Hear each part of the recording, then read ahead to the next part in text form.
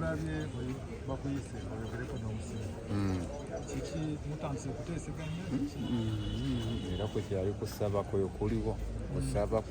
kusaba ne ku luli era naliyo kati antumiza nga asaba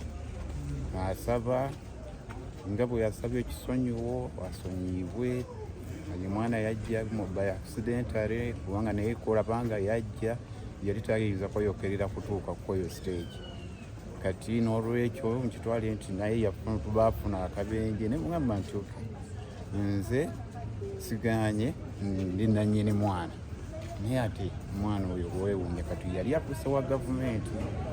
era nze kyobulaba bavunaana bagamba Uganda Bursars tebagamba bataata kati byebyo munnaye byetubaddeko tulabye asaba okweyimirira ensonga eyo ate n'oli omulala yeeyimirirwa simanyi oba yeeyimirirwa atya era ndowooza mulabye ebintuusiza leeti nzigira mu toilet byebintuusiza leeti byonna bigenda kuba biralamu mu biralamu kubanza ebbaluwa eno gye mulaba kandi balage gye yeraze yonna kajjake akwa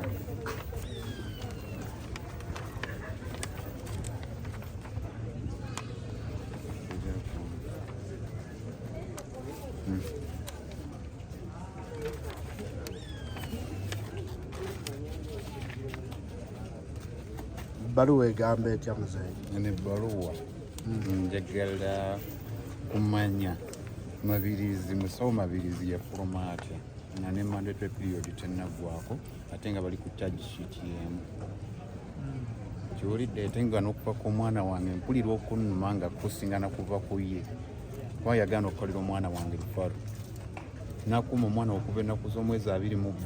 namulirizinga ennaku z'omwezi 27 nga bamaze namusingira ka laptop yali alumirirwa omwana wange ng'omusawo yalina kukola kintu ekyo yes kubanga noono yennyini Brian White luli yagamba nti omuntu yalemera omwana w'abandi ate asoose ebweru gwolemera otya omwana n'ogaana okukola lifalo nga n'experience togirina gwe baawa care ku ddwaliro eririna amakulu ng'akyaliwo alina omukono munene nnyo mukyala Mabirizi mu mwana wange okufa tosobola kulemera bulamu bwa muntu obutalina sipeya naye ate naabanga ayinayina ye muntu ataŋŋambanga nako nti oba sole kati ebbaluwa owandikidde kooti owandikidde mpandikidde President's Office, mpandikidde Office of the Speaker of the Parliament, mpandikidde State House Anti-Corruption Unit, IGG, Chief Justice, Principal Judge, DPP, Registrar High Court, Chief Magistrate, Makindye, State Attorney Makindye, RDC, Kitundu Mwembeera, Regional Shahidi, that is Natete, the Minister of Constitutional Affairs, that is Mr. Mao, and Uganda Media. Njagala okumanya omukyalo oyo yafuluma atya nga ate enfa y'omwana wange yasinga okubaako obuzibu okugaana okukola lifaro ku mwana wange n'okumanya experience gye yalina ku mwana oba yalinawo ne ku oxygen nakyo mukimanye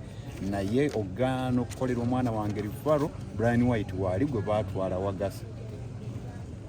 ye naawamba omwana wange.